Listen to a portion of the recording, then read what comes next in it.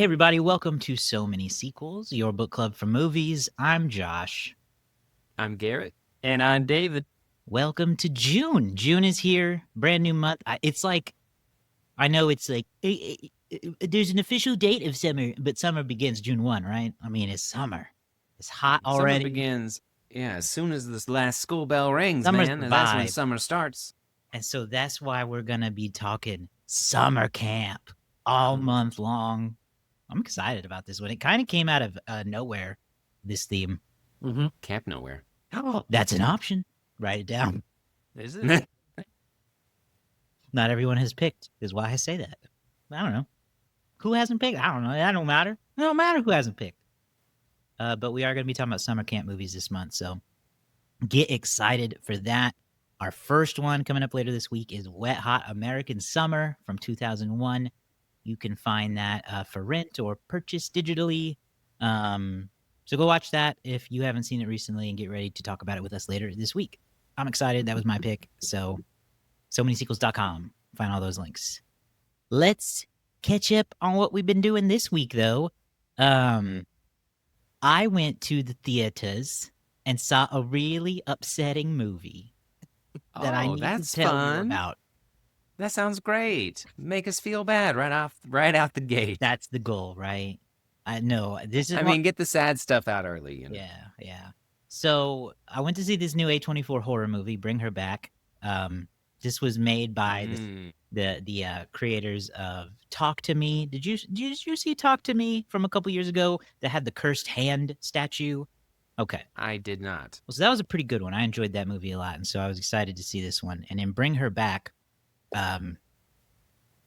it's about two siblings who are put into a foster home after losing a parent, and something is not right with the foster family. They are up to something. They have a weird history of loss. The mother is grieving a daughter she lost in a tragic accident. And some very creepy, demonic things start to occur from there. So that's the basic premise without spoiling too much, but it was pretty dark. It was pretty dark. I would say I was like, more than I'm like sad more than I was scared. Okay. But yeah, that's scary. always. I had to watch through my fingers a lot. It was scary. It was scary. It was scary. It's tough to like. It's not for David, flat out. Not out. for you. He would walk out, and I would turn to him and I would say, "I think you should walk out." Because you should go. It's just not worth it. Because you're gonna be like, "Well, it wasn't scary, and I'm bummed," is what you would say. I know it. Fair enough. And I couldn't even argue with it. So, Bring Her Back is out right now in theaters. If you like A24 movies that are horror, you know you're probably going to be upset, and you're like cool with that. So I would just warn you that it's a little more than most, upsetting wise. You also have a scary movie on your list, Garrett. What did you watch this week? Yeah, I finally got to watch some new 2025 released movies. The first one that I got a chance to watch was on Netflix, the continuation of their Fear Street movies that have come out. There's a new one that came out called Fear Street Prom Queen. And I thought it was a lot of fun. Really? Listen, is it the best movie? No, it is not. Absolutely. But it is based on an R.L. Stine book from a long time ago. So, yeah, it is campy. It is fun. If you have seen Prom Queen with Jamie Lee Curtis or some of those kinds of movies, it is a very similar to that. These girls are they're in the running for prom queen, and there's a group of popular girls, and then there's an underdog girl, and shenanigans ensue. Prom queens get murdered, and hilarity and some scaredy happens. Now, I will say, I am in the minority who believe this, I think, because the Letterboxd score for this is a 1.7. And I think it deserves better than that. That's so low. But I'm not necessarily saying it's a 5-star movie. I gave it a 2.5. Okay. But it was super enjoyable. I thought go in just expecting a goofy, campy serial killer movie, and I think that you will enjoy it. Josh, you've seen the Fear Street I've seen movies. the others. Yeah, I haven't gotten to this one yet.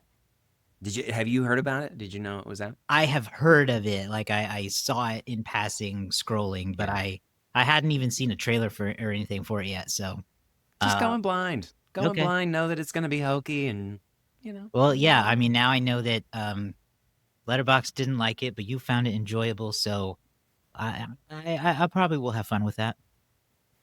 Is my guess. David, What? have you seen any of the Fear Street movies? No, they don't really scare you? scratch any itches for me. Well, fair enough. I think those would also waste be it. like. I think for those he'd say they're not funny and they're not scary. Yeah. You're likely. I think the other one, though, that I watched, David, you might be interested in. Have you I heard have of Fountain about of this Youth? one. Yeah. Yeah? I didn't watch this yet. Josh, but I you heard know- about it. Is this Yeah. Do you know about this one? Krasinski? This is Krasinski. I've heard of this one too. Yeah. Action adventure Krasinski with Natalie Portman as well. And I got to pull it up because it's a pretty good cast. But I got to say, it gave me kind of Uncharted vibes, but also National Treasure. Kind of combined. Now, I'm not saying it's on the same level. Again, this is a very fun Apple adventure movie. And I really did think that it was a lot of fun. Krasinski's charming. He works really well with Natalie Portman. I thought they were both really funny. It's got Domhnall Gleeson. I like him. Yeah. Stanley Tucci. The Tooch, fresh from the Tooch. conclave. Isa Gonzalez from Baby Driver and other movies that I can't remember, but I remember from that. So it's got a pretty solid cast. And again, you don't go in expecting an incredible blow-away 5-star movie. Again, Letterboxd is not kind to this. It's got a 2.3. Better than that. It is just a fun action adventure movie. And I really enjoyed it, actually. I think that, Jungle Cruise, when it came out, was a surprise.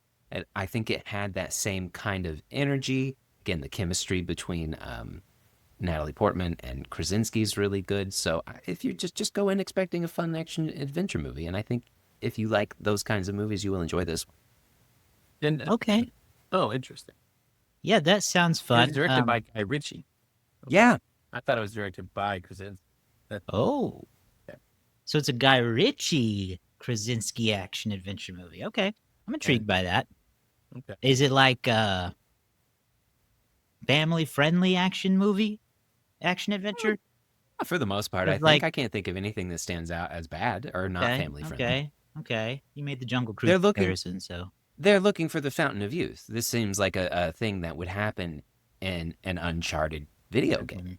They're They would go indicated. look for this magical lure kind of a thing, and so many of is it those kinds because of tropes Krasinski and Natalie Portman are afraid they will age and look ugly? So, happen. It is not. good. I'm glad it's not about that. Okay, I'm added to my But list. yeah. I think you should. I thought it was a lot of fun. I will spice things up. I gave it 3 stars. I'm gonna throw in because David didn't watch anything. One more thing, which is I that. did watch something. I just didn't feel like talking about it that much. Well, then I we watched- won't make you. I was gonna say it's Stanley Tucci related. I watched The Devil Wears Prada, Oh, that's right. Oh, nice. but it was very good. Good. Well, I'm That Was glad. it your Say first that. time you've seen that or not? First time I'd seen it. Yeah, Was it a Nikki pick? it was a Nikki pick. We saw that it was available on Hulu, and I said, "Do you want to watch this?" And she said she was very excited. Are you asking me this? Ooh. She was like, "What's wrong? What's happening?" And so we watched it. I thought it was really good though. I gave it 4 stars. It was a really good That's movie. high praise. I watched a documentary about the about the submersible that went to the Oh. Titanic. I saw Oh that. my god, it's on Max and it's called Implosion, and it had a bunch of information from the investigation afterward and some new Yeah. footage from the recovery and all that stuff, and it was pretty fascinating.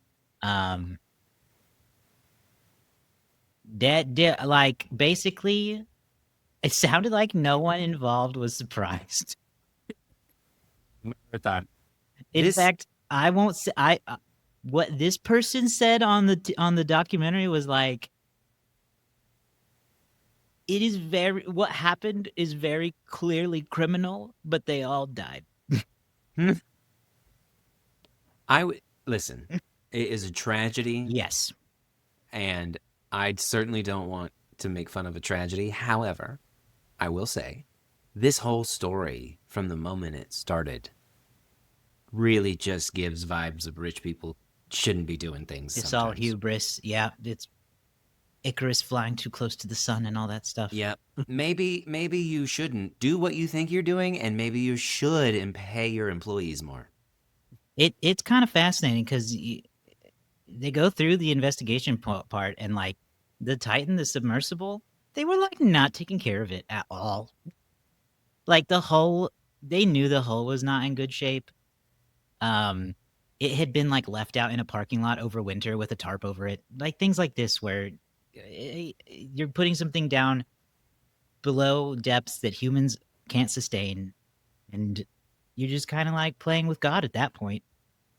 I So, don't know. it's- I don't know if it's the same one. I saw clips of this with the host of Expedition Unknown. That's the one that I watched. Okay. Yep. And he was talking about it. He said that he just got immediate red flags a lot. He said that, they showed like footage from the test they did where they didn't even get like the thing wouldn't work at all.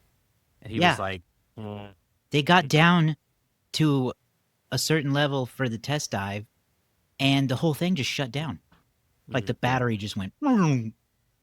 and they were in it for like a couple hours, he said. And I was like, I would not want to be stuck in a pod underwater for more than, honestly, 5 minutes. Mm-hmm. No. But they No, also I talked to can't- someone who went down a test dive, and he said they got it like 96% of the way down to the Titanic depth, because that they're just trying to test depth levels at this point. And he said all along the way, they could hear the sub cracking. Like they could hear it creaking and cracking as they got deeper. And that's when they decided to abandon and go back up. But he said the issue was basically there's this weird pressure, no pun intended, inside the sub where they're all like, who wants to be the one to ruin the dive for everyone else? By saying, I'm scared, let's go back up. Yeah. Nobody wants to do it. So they would push Boy, I it and tell push you it and what. push it until they all agreed it was too scary.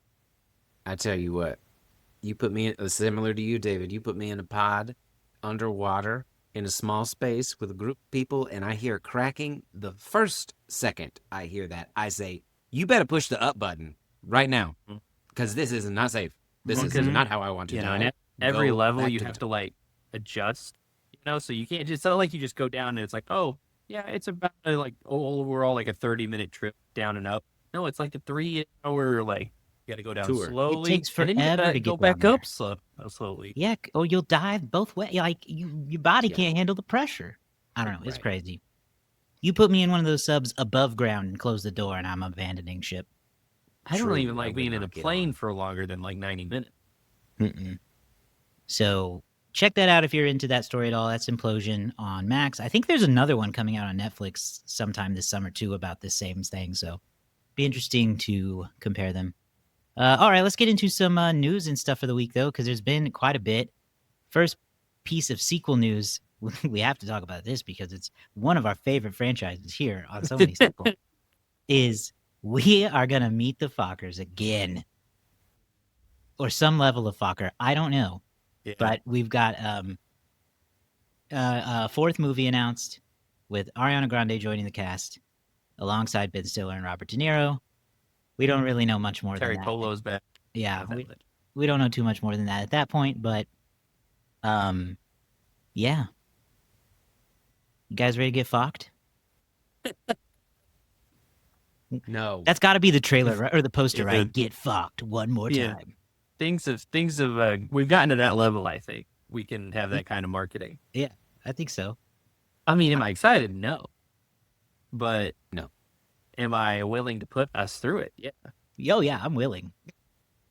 I'm not. I am not. I will submit, and I will tap in and find somebody else. because listen, y'all can go listen to them on the SoManySequels.com. We've reviewed them all, and they are.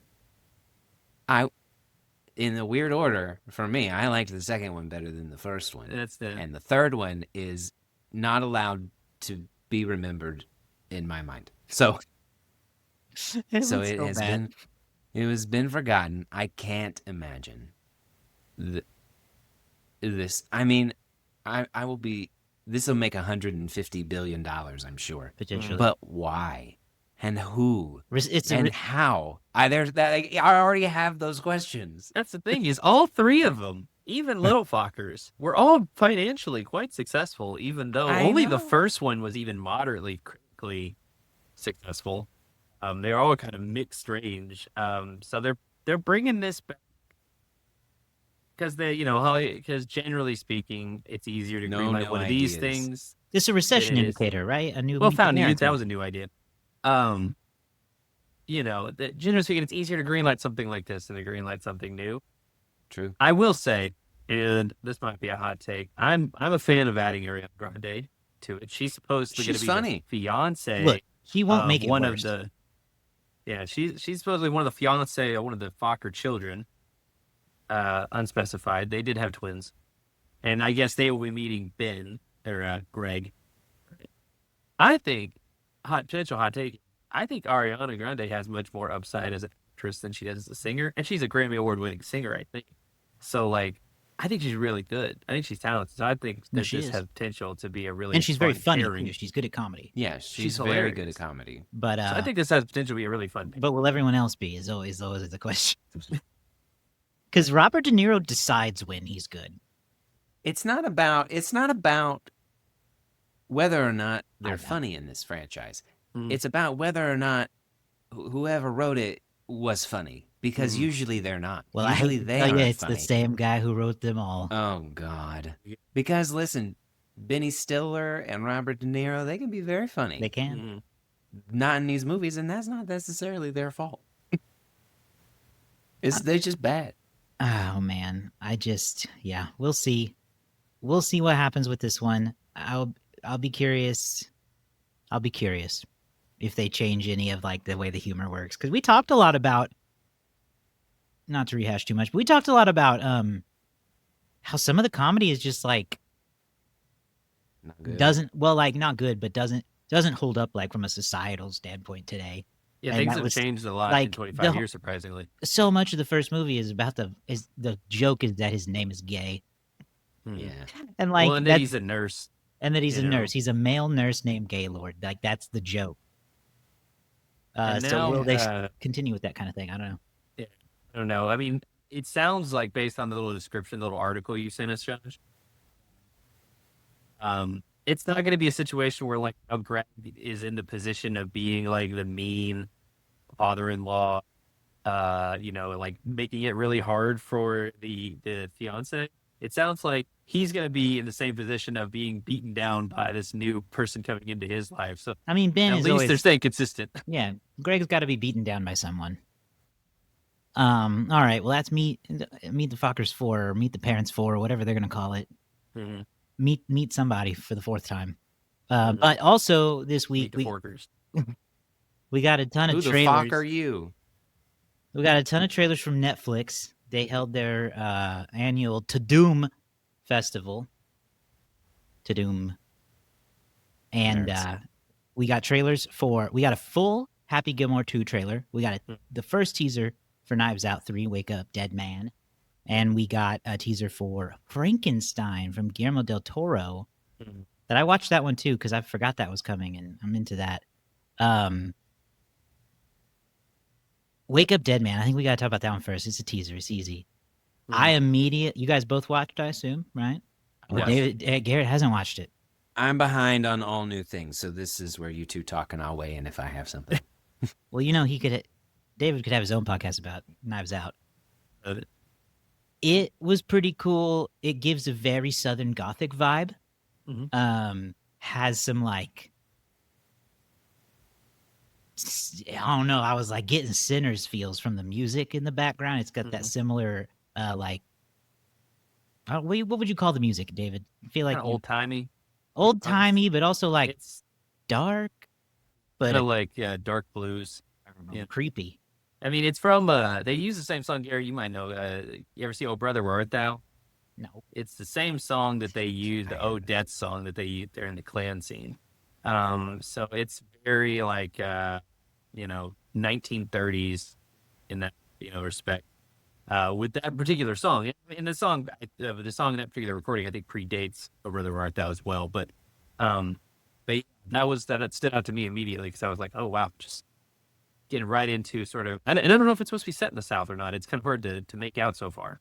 It is hard to tell, but we kind of see this imagery of Benoit Blanc standing in a like overgrown cemetery.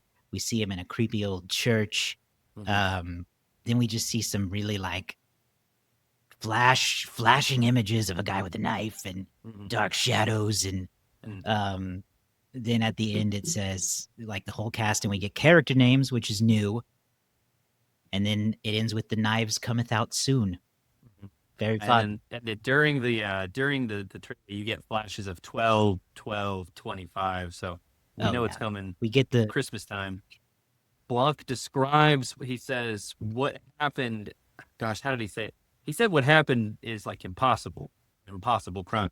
And he says that while it looks like a miracle, it was a murder, and I'm very good at solving murders, or an I solve murder, something like that. So kind of maybe going to lean on everybody being like afraid it's like a supernatural event or something like that. But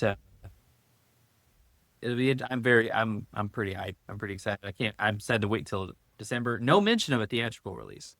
Not yet. We have not heard anything yet. We will see. Hopefully, at least limited. But that will be coming out in December. Looking forward to it.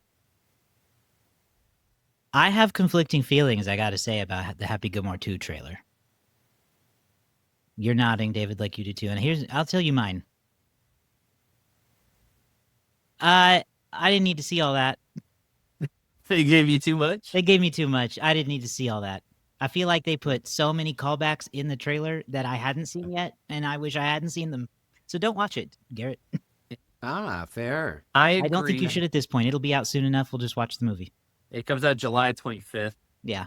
While I agree that the trailer, I think it does give you a better sense of exactly what the story is going to be, kind of like what the setup is. It does do that. And it still looks funny.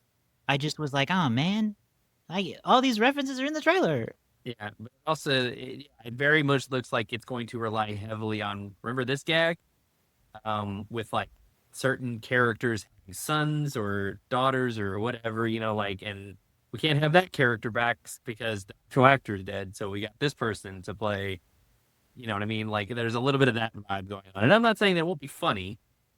I did say, I think last year when we talked about Happy Gilmore, I did say that the sequel might be very good, but I just feel like I was already sold, and this full trailer may have like unsold me 5%.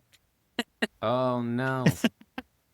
Again, I gotta say, whoever decided that we need to see every single thing in a trailer, I know. we really have got to reevaluate. They were doing well. The way that trailers are released, because listen, a 2.5 minute trailer for Happy Gilmore 2 is about 35, 40 seconds too long. I don't need a 2.5 minute trailer for this. This is Happy Gilmore 2, damn it. I need a minute and a half.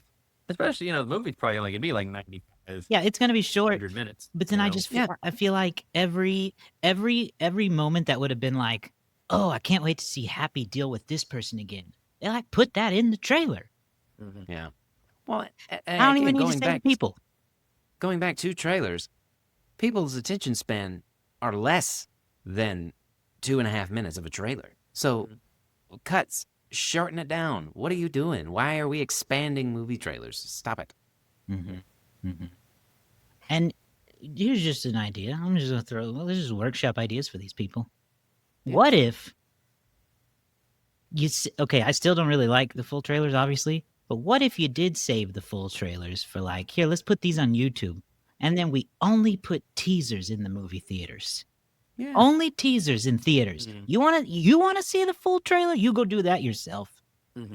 That's And a good also, point because it shortens the time, I would think, in the trailers too. and it Free shows idea. data. See? If people are interested in clicking on it, you got something that people want to see. Bingo bango.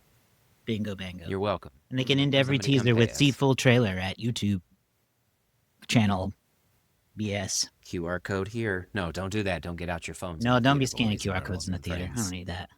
We don't need to encourage that.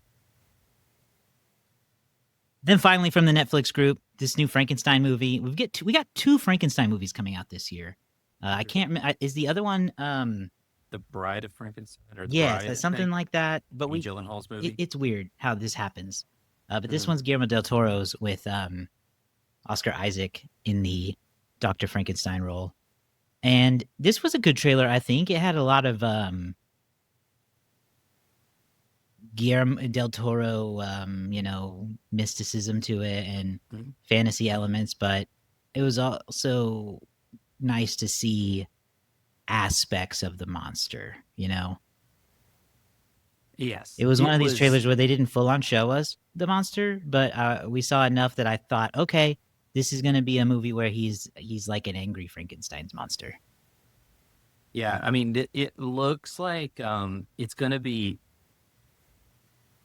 It looked to me, based on the trailer, which isn't very long, but it gives you a good sense style. It looks like it's gonna Guillermo's like very stylish, big, big, like big scale, but also looks like, and a lot as much practicality as they can get. And but also it looks like it's getting hew closer to the book in some elements. When the trailer, this is no real spoiler, but the trailer opens up in the Arctic on a ship, and that's where the book opens. Like one of my favorite things I did in college was I was in a production of Frankenstein, an adaptation of Frankenstein, and almost every iteration of Frankenstein in film completely excludes the opening sequence, which is where Frankenstein is rescued by sailors on a boat, Captain Anderson, I believe, and the story of Frankenstein unfolds through Frankenstein, Dr. Frankenstein, telling the story to this captain, how he ended up there. That's how, and then also the captain himself is writing a letter to his sister. And so he's relaying the story that's sort of related to him. It's very deep in that way. But, Frankenstein's being hunted by the creature across time, across the world, as opposed to like the way Frankenstein's normally depicted, like this monster being hunted by people and things like that. I'm looking forward to it. I don't know if it's going to be like 100% the book or not, but that aspect I'm very excited about is more of the hunt than, Frankenstein being sort of vengeful monster hunting Frankenstein. He's so mad. Mm-hmm. He's so mad. Mm-hmm. Yeah, go check those out. We will have updates on those maybe as more come out. But let's shift gears to wrapping up here and get our post Memorial Day weekend box office. How is it looking coming off the biggest Memorial Day weekend in history?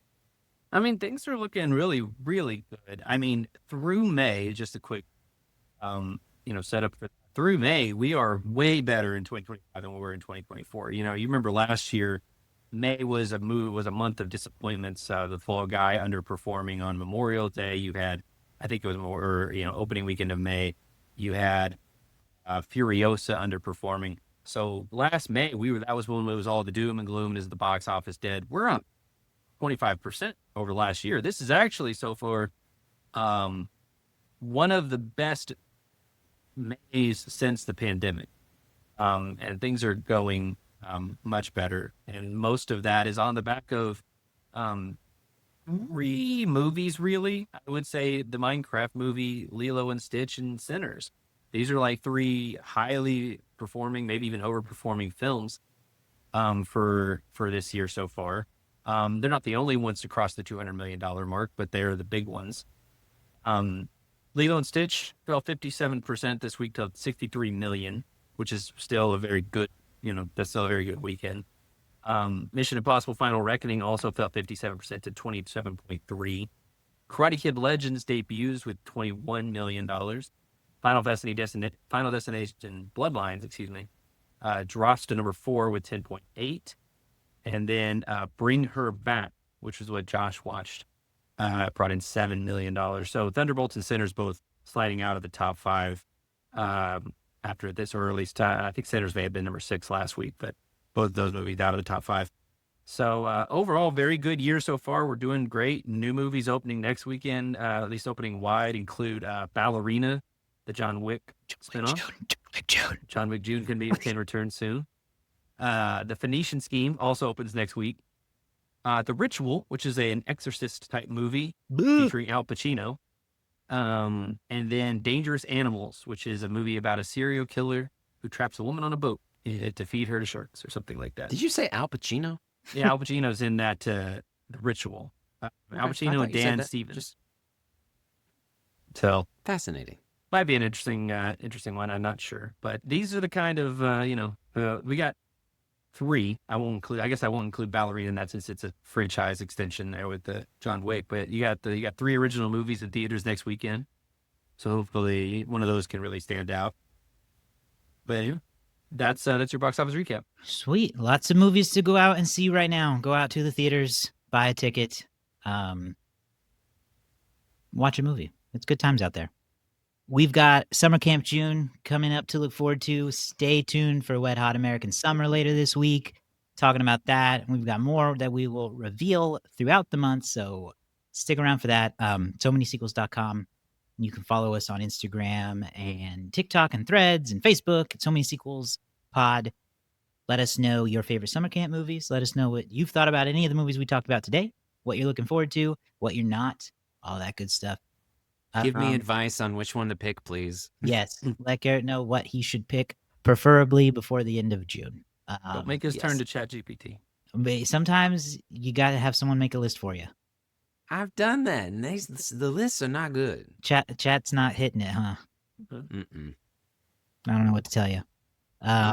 We will let you know if Garrett finds a movie for Summer Camp June next time on So Many Sequels. We'll see you then.